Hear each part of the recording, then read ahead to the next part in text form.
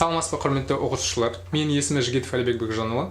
Мен еңбекті ғылыми ұйымдастыру пәнін бойынша аға оқытушымын.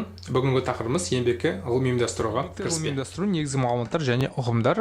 Бүгін осындай сұрақтар. Пәнді зерттеудің негізгі мақсаттары, еңбекті ғылыми ұйымдастыру негізгі бөлігі, еңбекті ғылыми ұйымдастыру мақсат, міндеті және мазмұны.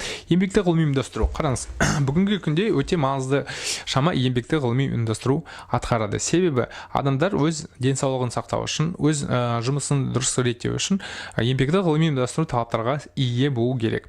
Қараңыз, бүгінгі адам көптеген уақытты компьютер арқылы және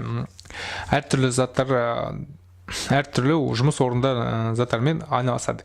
Қазіргі кезінде мінекей талаптар, мында қалай нелер бар, бәрі дәрістердің ішінде сендер алуға мүмкін, оны оқып аласыңдар.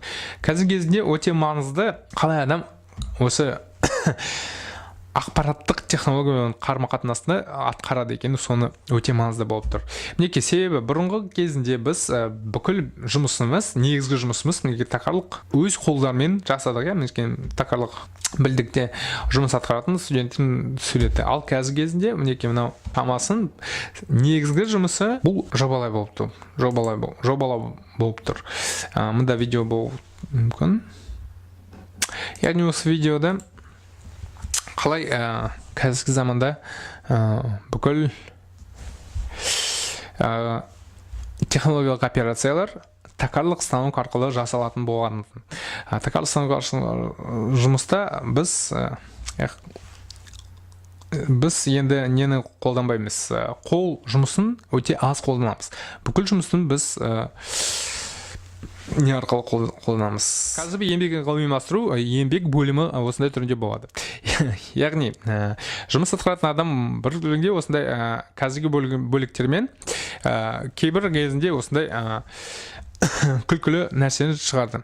Күлкілі нәрсе болғандықтан біз мұнда адамдар осылай ойлайды. Бірақ ол дұрыс емес, себебі бүкіл бөліктері бұл өте маңызды және ғылыми реттеу, жұмысты ғылыми реттеу арқылы жасалған. Белгілер: еңбек мазмұнысы, адамның қатынасы, уақыт шығындары, еңбек шарттары, өнімнің түрлері, еңбек заттары бойынша. Қалай біз жұмысты бөлеміз? Бүкіл жұмысты бір адамға енгізуге мүмкін емес. Сонда барлық жұмыс бұл қателік немесе дұрыс емес орындауға мүмкін болады.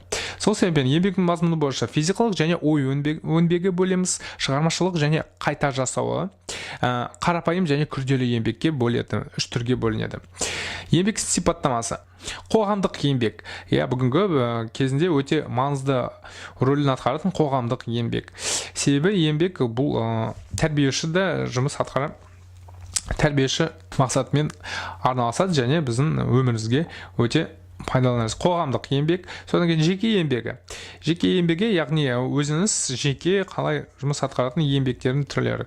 Еңбектің өнім бойынша өндірістік және өндіріссіздік екі өнім бойынша. Өндірістік, яғни біз бір затты қолмен шығаратын және сол затты қолмен ұстауға болады. Өндіріссіздік, біз оны тек қана сезіп тұратын, жанымен сезіп тұратын өндіріссіздік, немесе оның қызмет атқаратын жұмыстарды айтамыз.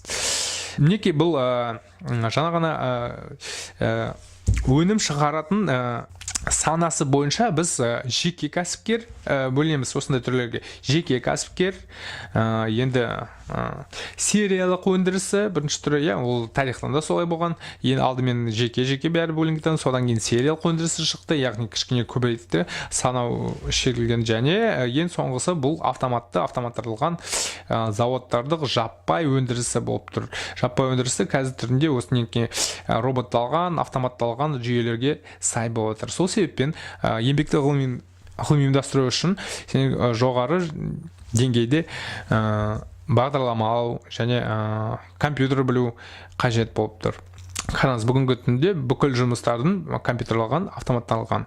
Енді бүкіл адамдарға жоғары білімді және компьютер білу қажет болып тұр. Зат бойынша біз келесі түрге бөлеміз. Зат бойынша авторитарлы демократиялық, бұл еңбекті ұйымдастыру түрі, еңбек шарттары бойынша зиянды емес, бұл оңай нәрсе.